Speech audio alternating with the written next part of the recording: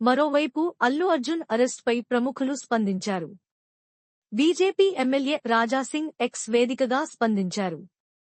ఈ విషాదకరమైన తొక్కిసలాట ఘటన పోలీసు శాఖ వైఫల్యమే తప్ప, తన ప్రశంసలు, విజయాలతో తెలుగు రాష్ట్రాలకు ఎనలేని గర్వాన్ని తెచ్చిపెట్టిన జాతీయ అవార్డు గ్రహీత స్టార్ అల్లు అర్జున్ తప్పు కాదన్నారు.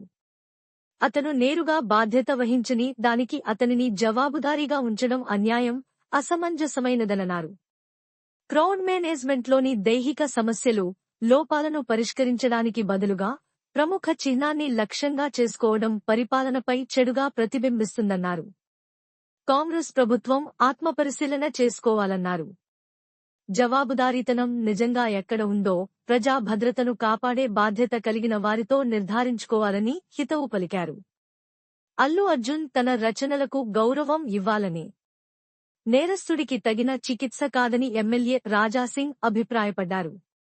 ఇలాంటి వైరల్ వీడియోల కోసం ఓరా సిస్టర్ ఛానల్ని సబ్స్క్రైబ్ చేసుకోండి. కాగా సంధ్య థియేటర్ వద్ద తొక్కిసలాటలో రేవతి అనే మహిళ మృతి చెందిన కేసులో హీరో అల్లు అర్జున్ను పోలీసులు అరెస్టు చేశారు.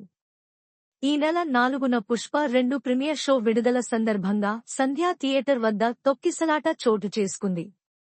ఈ ఘటనలో రేవతి అనే మహిళ మృత్యువాత పడింది.